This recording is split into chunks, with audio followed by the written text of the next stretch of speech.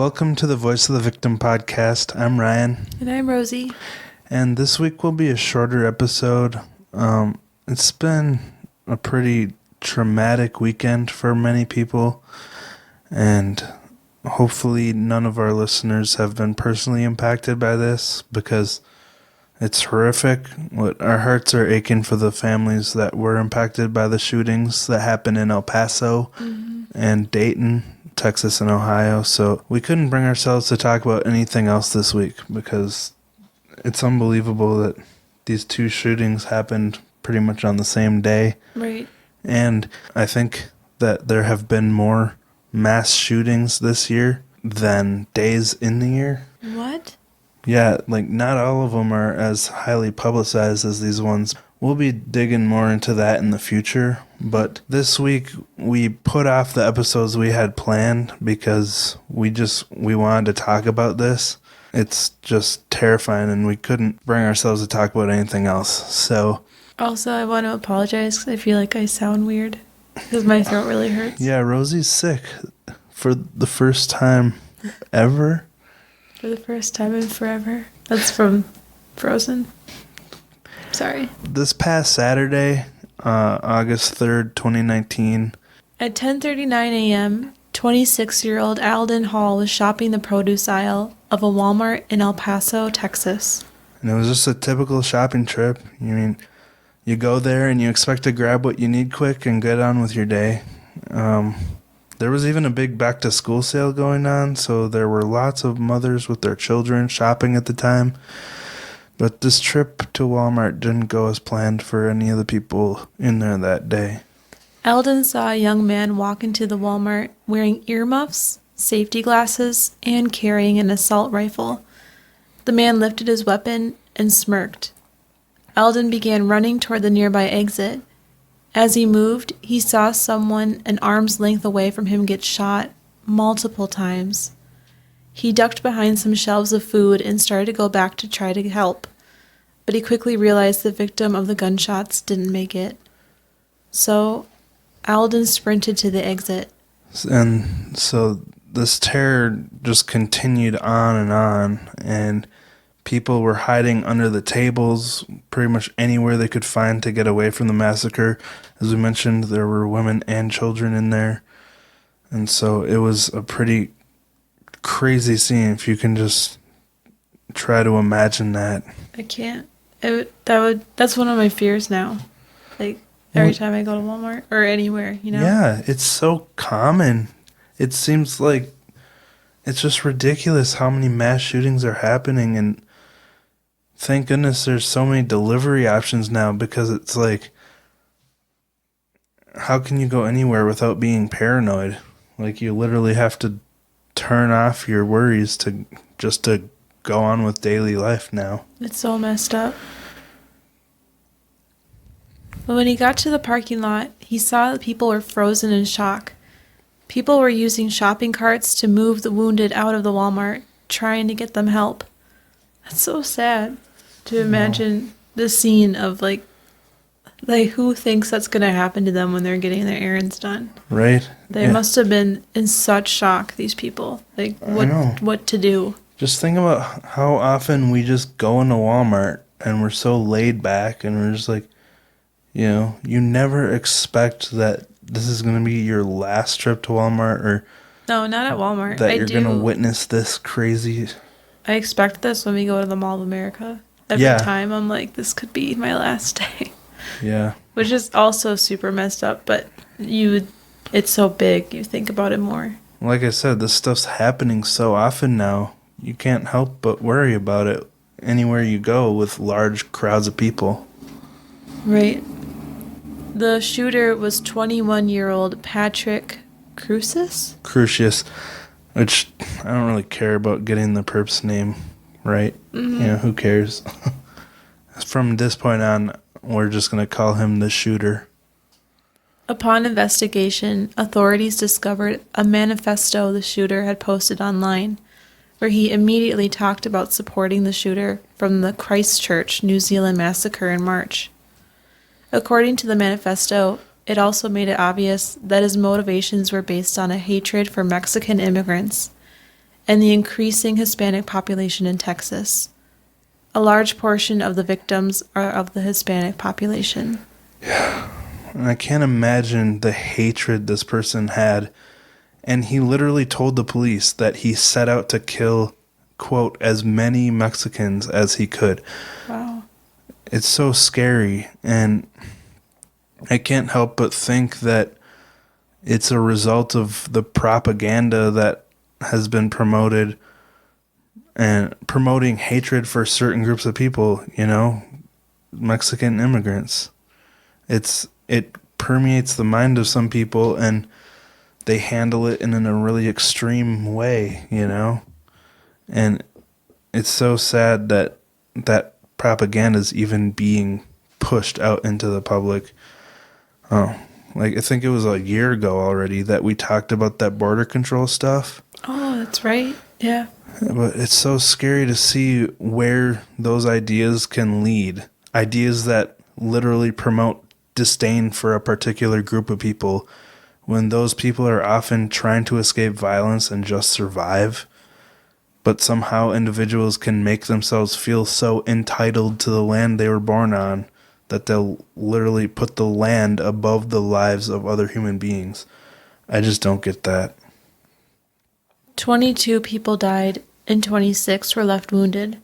The shooter is being prosecuted as a domestic terrorist, and they are planning to seek the death penalty. Apparently, the shooter had scoped out the store looking for Mexicans to kill before he came back and caused the atrocity. Wow. I can't believe he did that. I know. I feel like we're so advanced in so many ways. Why can't we get over the racism that's happening in the world today? Yeah. But then again, I feel like people think we're a lot more advanced than we really are. Because, I mean, there's still so many problems if we were really that advanced. Texas is known for the death penalty, so I feel like if they're seeking it out, he'll probably get it. Oh, yeah. Don't mess with Texas. But we don't know all the victims at the time of this recording, but we're going to share a bit about each one we know about so far, and these are according to the Time magazine website. The first one we're going to talk about is Jordan Anchondo, and this one's really sad. She was a 25-year-old woman, and she had 3 children, and when she got killed, she was trying to shield her 2-month-old son. That's just terrifying. She had a 19-year-old sister named Lita Jamrowski, who told the news media, from the baby's injuries, they said that more than likely my sister was trying to shield him. So when she got shot, she was holding him and she fell on him, and that's why he broke some of his bones. So he pretty much lived because she gave her life. And this is what her sister told them. So it's just, that's just a horrifying scene to think about. Mm-hmm. And imagine what this kid will think as he grows up. Yeah. Just knowing the reason he's alive is because his mom sacrificed herself. I can't imagine that. But Jordan's husband was also among the victims. His name was Andre. He was 23. Mm-hmm. So 25 and 23, these are both younger than me. That's crazy. With 3 kids. He was the father of the son that Jordan was protecting. And according to the Associated Press, he had recently started a business in El Paso that worked with granite and stone.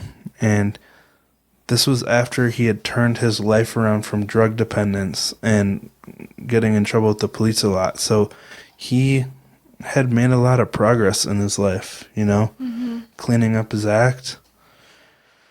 And, you know, he was known as a charismatic and, you know, a nice guy to be around. So that's really sad. Yeah, I can't imagine being the person with the gun and thinking they're the perfect target to a family like that with a little baby. It's just, I can't even compute it in my head. I know. And just the hatred that this person had for Hispanic immigrants. Mm-hmm. I mean, even if they weren't immigrants, just if he saw a Hispanic person, he had hatred towards them. And some of the shooting was completely indiscriminate. It's just terrible the way it went down. But you might notice that I'm doing most of the talking in this episode because Rosie's lost her voice. I have it.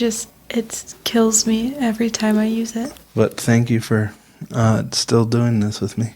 Arturo Benavides is the next person.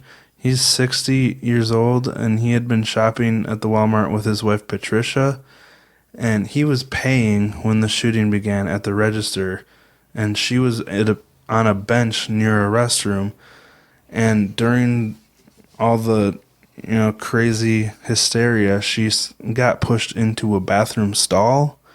So I can only imagine that was good though, like for protection, right? Yeah, for her safety it was good, but I can't imagine like just the panic that was happening. Mm-hmm. But yeah, Jacqueline Luna was his great niece, and she said that he was an Army veteran and had been a bus driver for the Sun Metro, which was the city public transit system, and had lived in El Paso his whole life. And him and his wife Patricia had been married for over 30 years. So another, really established person who had people depending on him. Yeah. It's like the last people that were parents of 3 children. 60 isn't very old. No. I think this one is even... Well, I put myself in the situation, never going through anything like this, but I would be so scared if we were separated in this kind of situation. I know. It would be, like, worse. I don't know. That would really, really, really freak me out. Yeah, it would.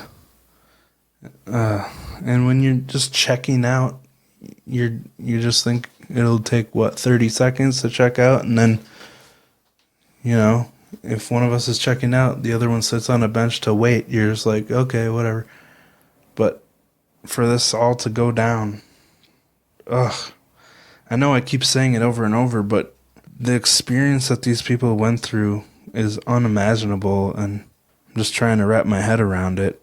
So the next person is Mario D'Alba, and is in serious condition after being shot in the back. He also had a daughter, 10-year-old daughter. Her name's Erica. They have pictures of themselves on Facebook wearing Patriots jerseys, and it seemed like they had a close relationship. There's a picture of Erica making a heart symbol with her hands. It's extra heartbreaking when it's parents. He was known as an excellent father, a hardworking person, and he was actually from Mexico, about 4 hours from El Paso, and he had just come into town to go shopping for school supplies with his family. So they made this huge trip to go to a Walmart, and this is what ended up happening. They weren't even immigrants, they were just visiting. There was Jessica Coca Garcia and Mimo Garcia near the entrance of the Walmart on Saturday morning when they were shot and injured. They were at Walmart raising funds for a youth sports team on which one of their children plays. Again, parents. Jessica was in stable condition after being shot 3 times in the leg. Mimo was in critical condition after being shot twice in the leg and once in the back. Their 11-year-old daughter and 5-year-old son were also at the Walmart, but thankfully they weren't shot. But you can be sure it was a really traumatic experience for them. Oh, yeah. There were also some Mexican nationals among the confirmed victims. Their names were Sarah Esther Regalado and her husband Adolfo Cerros Hernandez. They were 66 and 68 respectively. Also Jorge Calvillo Garcia, Elsa Mendoza de la Mora, Gloria Irma Marquez, Maria Eugenia Legarreta Roth, and Ivan Filiberto Manzano. You did good. Did I? Yeah, you did. I hope that I said all those names right, and if I didn't, I don't mean any disrespect. Obviously, I just don't know Spanish. But yeah, it's the amount of people affected by this is just insane, and we want to give everyone their time, but at the same time, we don't know all of them yet. It's sad to think that these aren't even all the victims. Another one was Angie Inglesby, who was 86. She was in the checkout line at the time of the shooting, and she had just hung up a phone call with her son. So they had just gotten done talking. He thought everything was fine. She had 7 children. She also had a son who died as an infant. How sad to live 86 years and then suddenly be taken like that. Yeah, it said that she loved watching General Hospital. She sounds like a good grandma. And that she was very strong, but very blunt, which I like. She sounds spunky. Yeah, classic. The last 2 that we know of from El Paso were Leo Campos and Maribel Hernandez. They had actually dropped their dog off at a groomer before going to Walmart, and the family had no idea there was anything wrong until the groomer called to say the dog hadn't been picked up, and later police confirmed that both of them died in the shooting. So wow.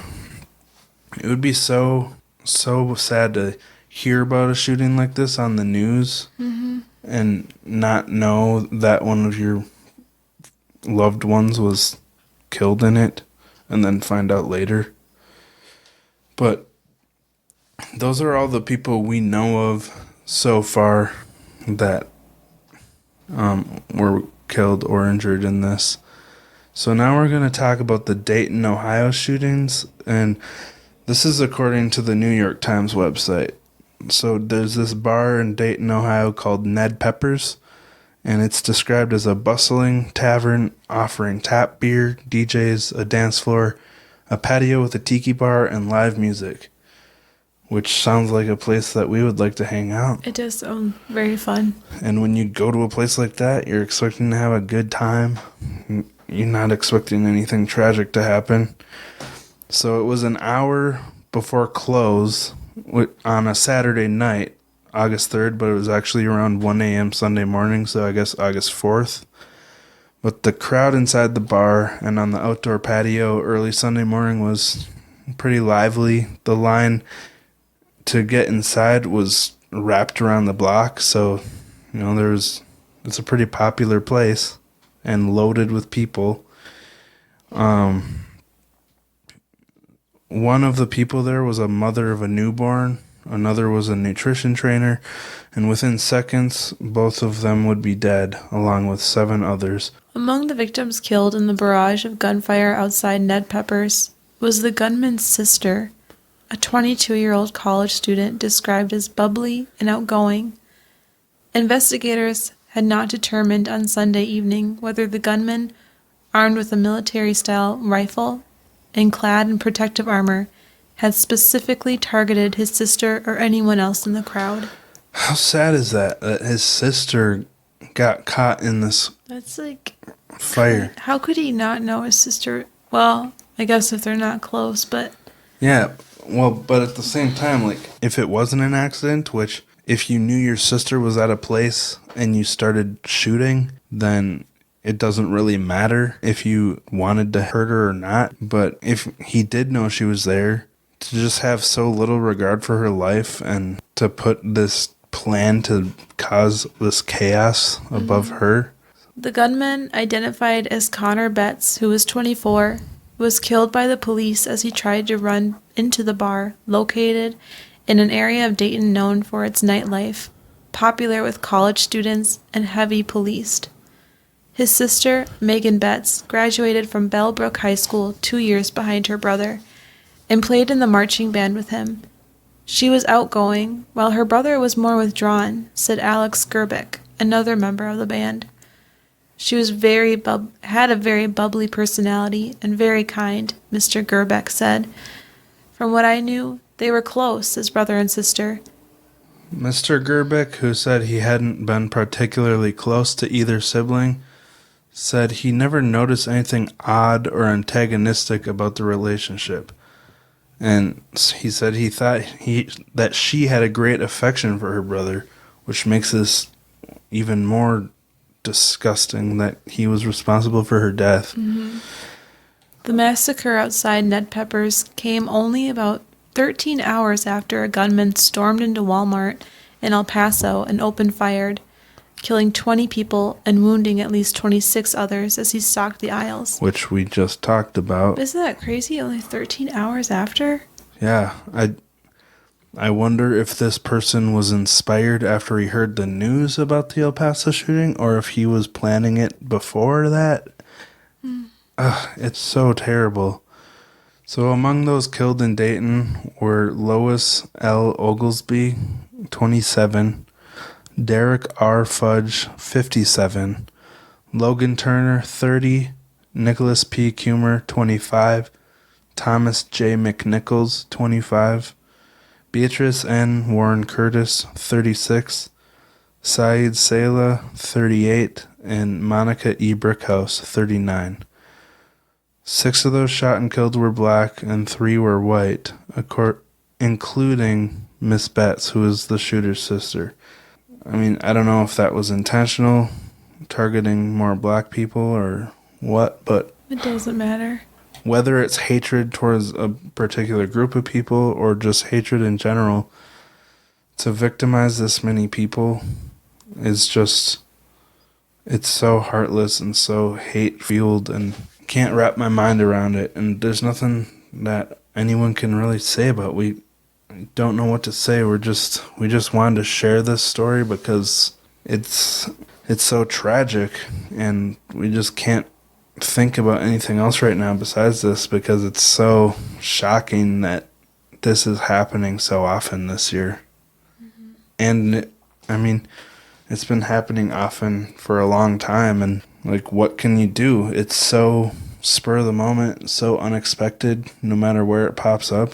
It's just sad that hatred can be smoldering inside someone so much that it could cause them to do something so extreme.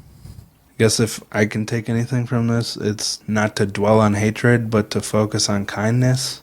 Mm-hmm. And trying to love people, just in general, not like romantic love or affectionate love, but just a general principled love. Neighborly love? Yeah, neighborly love, because they're people and they have lives, and everyone's life is equally important.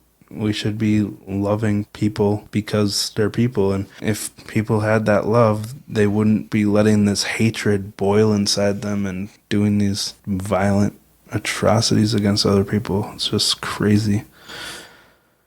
We talked about Thomas McNichols, who died in the shooting, and he actually had a cousin from LA who was a musician from Dayton that moved to LA 2 years ago. And he said that he was a great father, a great brother, a protector. And the way this cousin found out about it, he was attending a wedding, and he woke up Sunday morning and saw a social media post about a friend, Miss Oglesby, who we talked about before. And he cried when he heard the news because she had just given birth and had at least one other daughter. So she was also a mother with 2 kids, and he said now she is gone and they are never going to see their mother again. Mm. And after learning about her death, he said he called his sister in Dayton, and she was also crying hysterically. And that's when he learned that his cousin had also been killed. So he was mourning 2 people at once, and he didn't even, he heard about someone else before he heard about his own cousin dying in the shooting. It's just crazy. His sister told him it's TJ, which was the nickname of his cousin that got murdered. It's TJ, he's gone. He's gone. And just so distraught, crying hysterically. These things have such an impact on so many people, and you just try to put yourself in their shoes going through this immense amount of loss and devastation. Miss Oglesby was a former student at Sinclair Community College in Dayton, as was another victim, Mr. Turner. So 3 of the people who were shot were employees of the Maple Tree Cancer Alliance, a nutrition and fitness center in Dayton, including Mr. Kummer, who was killed. He had actually just been offered a full-time job running one of the new offices for the place because they had been impressed with his loving and caring spirit while he was interning at the company. So he was doing good work, and he was a loving and caring person. It's just getting to know these people, it makes it even more heartbreaking, but this is the kind of impact these senseless acts have. The other 2 Maple Tree Cancer Alliance employees who were shot are expected to make a full recovery, so that's a little silver lining. But a commuter school in the Dayton area, Wright State University, that Miss Betts attended, posted a message on Facebook offering counseling services to students. Miss Betts studied earth sciences and was expected to graduate next year. She spent the summer in Montana working as a tour guide at the Missoula Smoke Jumper Visitor Center.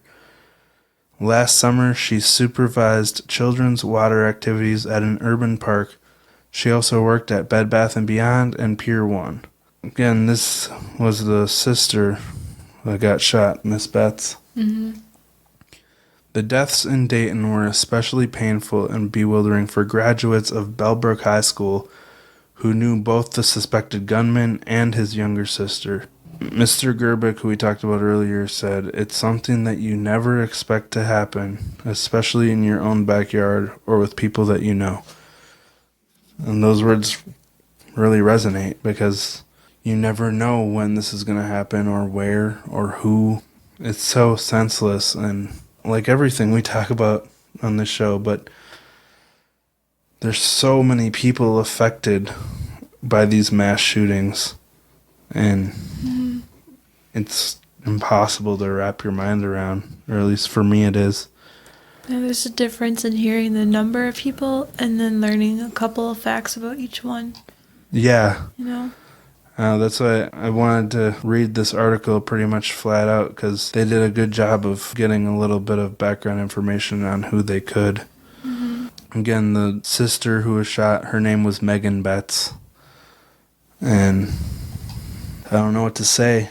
We just couldn't not talk about this week because it's so fresh and it's so shocking that 2 of these shootings happened in one day. And there's so many other shootings that we could talk about and we may talk about in the future. But this was just so crazy that these 2 happened in one day, and they're both so publicized and fueled by hate. I mean, they don't really know the motivation behind the Dayton one because the shooter was killed before they talked to him. There was no manifesto? No, but the El Paso one, there was a manifesto, and he talked to police, and it was really clear that it was fueled by the hate of Mexican immigrants. And like I said earlier, it's just the propaganda behind the hatred for people that aren't like us is so dangerous. And of course, I don't want to get into political things. I'm not going to talk about what I think should happen because I don't know. I'm just a person that's living in this crazy world and observing and trying to shed light on these things. So it's just something to think about. No matter who we may have, negative thoughts towards, it's best to not let the hatred smolder and try to see other people's side of things. Mm-hmm. And of course, when it's someone that's done something terrible like this, they don't deserve that love. But when it's people that we don't even know, that we just hate because of what they look like or who they are, Anyway, that's all I have to say, because I don't know. It's just a tragic event. I guess we'll wrap it up.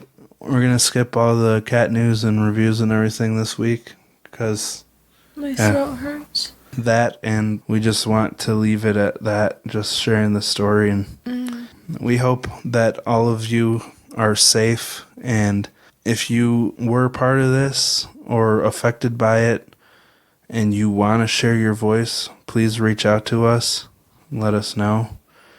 If there's anything we got wrong, feel free to let us know. But stay safe, as safe as you can, and hang in there.